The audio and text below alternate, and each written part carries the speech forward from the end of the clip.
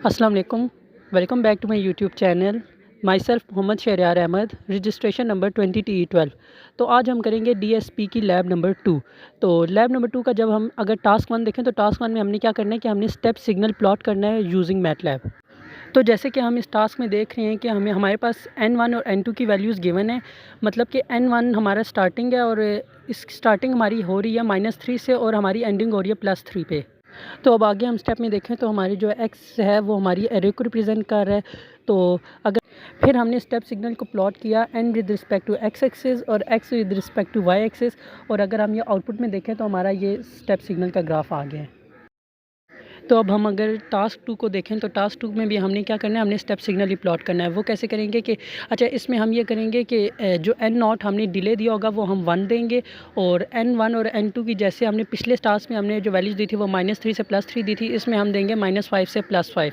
फिर बाकी सेम है, आगे हम वो एक्स एरे को रिप्रेजेंट करेगा, फिर स्टेप सिग्नल प्लॉट होगा, और फिर जो एन है वो विद रिस्पेक्ट टू एक्स आएगा और एक्स है वो विद रिस्पेक्ट टू वाई आएगा। तो अगर हम अब इसके आउटपुट की बात करें, जो हमारा आउटपुट सिग्नल आया है वो हमारा सिर्फ 1 पे वैल्यू आई है, 1 पे जो आउटपुट हमारी वैल्यू आई है, और बाकी सब पे 0 है। तो अब हम टास्क की बात करें तो इसमें हमने एक्सपोनेंशियल डीके सिग्नल को प्लॉट करना है। तो अगर हम इसके स्टार्टिंग पॉइंट की बात करें तो N1 जो है वो -3 है और N2 जो है वो +3 है, मतलब स्टार्टिंग और एंडिंग -3 और +3 है। नेक्स्ट स्टेप में हमने ये किया कि हमने 3 का फैक्टर लिया है और बेस 0.5 है, जिसको हमने मल्टीप्लाई किया है with the power of n के साथ।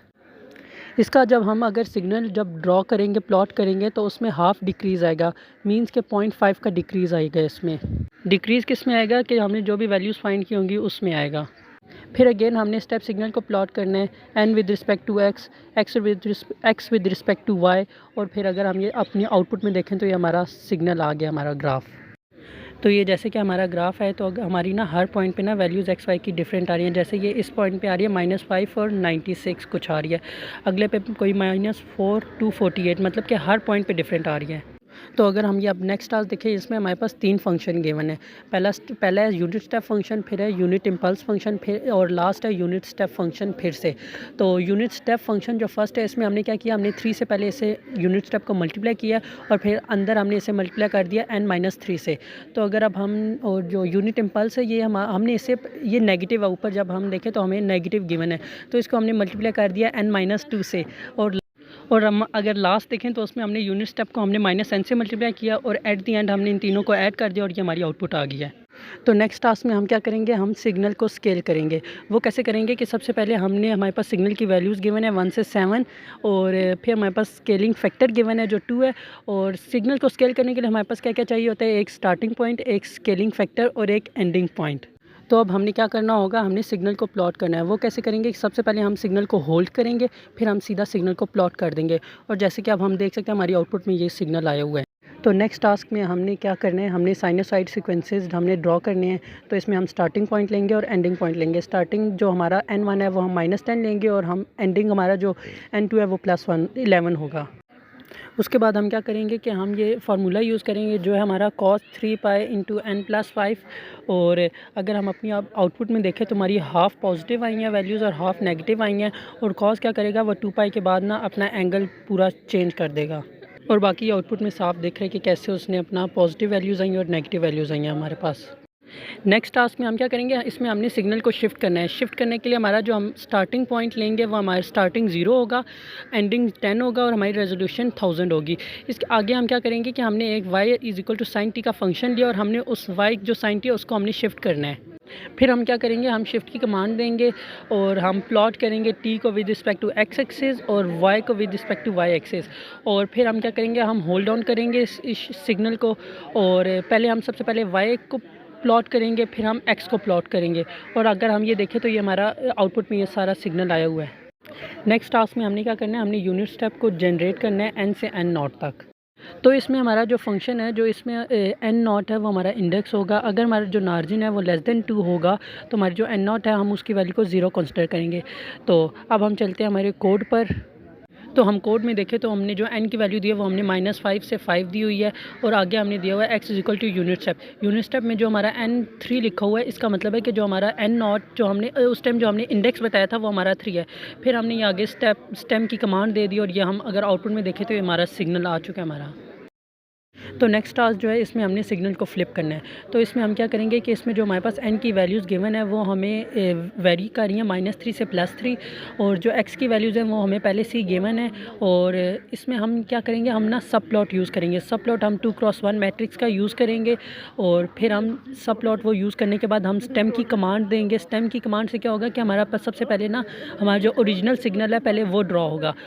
उसके बाद हमने क्या करना होगा, हमने ना अपने सिग्नल को फ्लिप करना है। उसके लिए अगेन हम सब प्लॉट यूज़ करेंगे 2x1 मैट्रिक्स का, और फिर हम अगेन स्टेम की कमांड यूज़ करेंगे और फिर हमारा जो सिग्नल है वो हमारा फ्लिप हो जाएगा आउटपुट में। और जो हमारा अभी हम देख सकते हैं हमारे आउटपुट में वो नेगेटिव साइड पे हमारा सिग्नल फ्लिप होके आ गया है। तो अगर हम नेक्स्ट टास्क की बात करें तो इसमें हमने ये करना है कि हमने ज़ीरो ऑर्डर होल्ड पे हमने दोनों हमारे कॉन्टीन्यूस और डिस्क्रीट फंक्शन को हमने डिस्प्ले करना है।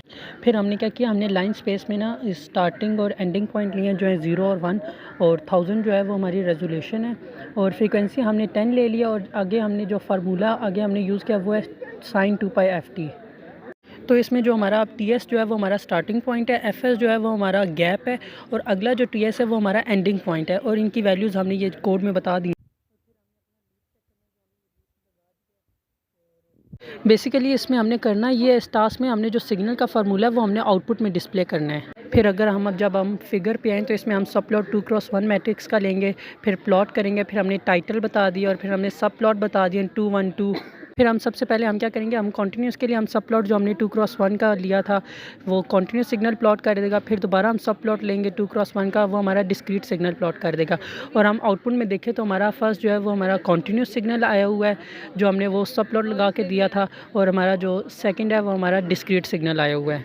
तो अब हम अगर अपने लास्ट टास्क में देखें तो इसमें हमने फर्स्ट ऑर्डर होल्ड के लिए हमने अपना सिग्नल प्लॉट करना है, जिसके लिए हमारे पास इनपुट सिग्नल की जो वैल्यूज़ हैं वो हमें 1 से 5 गिवन है, और हमारा जो सैम्पलिंग टाइम जो है वो हमारा 0.1 हमें गिवन है, फिर होल्ड टाइम भी हमें गिवन है, और फिर हमने इनके सैम्पल्स निकाल लिए हैं। फिर हम इसमें क्या करेंगे, हम लूप चलाएंगे। लूप चलाने के बाद ये होगा कि जो हमने आउटपुट सिग्नल का जो हमने फार्मूला दिया है वो ना पहले से बिल्ट इन है इसमें मैटलैब में, तो वो हम यूज़ करेंगे। और फिर हम जो कमांड यूज़ करेंगे वो हम इसलिए यूज़ करेंगे ताकि जो हमारी मैट्रिक्स है वो रिपीट होती रहे। फिर अगर हम फिगर पर आएँ तो फिगर में हम क्या करेंगे, हम सब प्लॉट 1 यूज़ करेंगे 2x1 मैट्रिक्स का, वो यूज़ होगा इनपुट सिग्नल के लिए, और फिर हम सब प्लॉट 2 यूज़ करेंगे 2x1 मैट्रिक्स का, वो आउटपुट सिग्नल के लिए यूज़ होगा। तो अगर अब हम अपनी आउटपुट में देखें तो हमारा एक इनपुट सिग्नल आ गया और एक आउटपुट सिग्नल आ गया। तो आज की लैब यहाँ एंड होती है। अब तक के लिए बस इतना ही, मिलते हैं नेक्स्ट वीडियो में।